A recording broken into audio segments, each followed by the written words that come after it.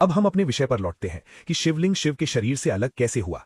अपनी पत्नी की मृत्यु के बाद भगवान शिव संसार और समाज से विरक्त होकर इधर उधर भटकने लगे। उनका वैराग्य इस हद तक बढ़ गया कि उन्होंने वस्त्र पहनना भी छोड़ दिया। इसी अवस्था में शिव एक जंगल की ओर गए, जहां सन्यासियों और ऋषियों का एक समूह रहता था। उस समय वे ऋषि एक पवित्र यात्रा पर गए हुए थे। जब ऋषियों की पत्नियों ने शिव को इस अवस्था में देखा तो वे उन्हें भिक्षा देने के लिए उनके पास आईं और शिव की दिव्यता से इतनी प्रभावित हुई कि शिव जहां भी जाते वे उनके पीछे पीछे चलने लगी। जब सन्यासी ऋषि अपनी यात्रा से लौटे तो उन्होंने ये अजीब दृश्य देखा कि बिना वस्त्र के शिव आगे आगे चल रहे थे और उनकी पत्नियां उनके पीछे जा रही थी। ये देखकर ऋषि क्रोधित हो गए और उन्होंने शिव को बुरा भला कहा। क्रोध में आकर उन्होंने शिव को ये शाप दे दिया कि जिस अंग पर तुम्हें इतना गर्व है वही तुमसे अलग हो जाए।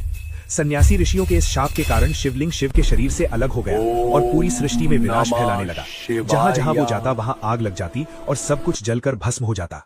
इस विनाश से सन्यासी ऋषि बहुत अधिक परेशान हो गए और इससे बचने के लिए वे सभी देवताओं के पास गए। अंत में ब्रह्मा ने उन्हें देवी शक्ति के पास जाने की सलाह दी। ब्रह्मा की सलाह मानते हुए सभी सन्यासी देवी पार्वती के पास पहुंचे और उन्हें पूरी घटना बताई। तब देवी पार्वती ने शिवलिंग की उग्र शक्ति को शांत करने के लिए एक योनि अर्थात स्त्री रूप का आधार तैयार किया और शिवलिंग को उस पर स्थापित कर दिया।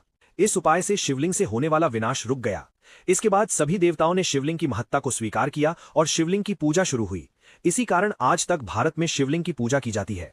आपने अक्सर मंदिरों में देखा होगा कि शिवलिंग के नीचे एक गोलाकार आधार होता है। ये वही योनि रूप आधार है जिसे देवी पार्वती ने शिवलिंग को शांत करने के लिए प्रस्तुत किया था। शिव के अनुयायियों की मान्यता के अनुसार शिव और शक्ति का ये मिलन ही पूरी सृष्टि की उत्पत्ति का कारण है। हिंदू पौराणिक कथाओं के अनुसार शिवलिंग को ऊर्जा का स्रोत माना जाता है। इसी कारण मंदिरों में शिवलिंग को जल, दूध और शहद से स्नान कराया जाता है ताकि उसे शांत और संतुलित रखा जा सके।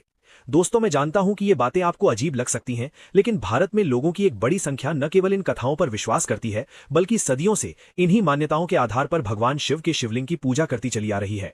दोस्तों, ये सारी बातें हिंदू धर्म की पुस्तकों और मान्यताओं पर आधारित है। इसमें हमारी ओर से कोई बात नहीं जोड़ी गई है। वीडियो पसंद आए तो चैनल को सब्सक्राइब करें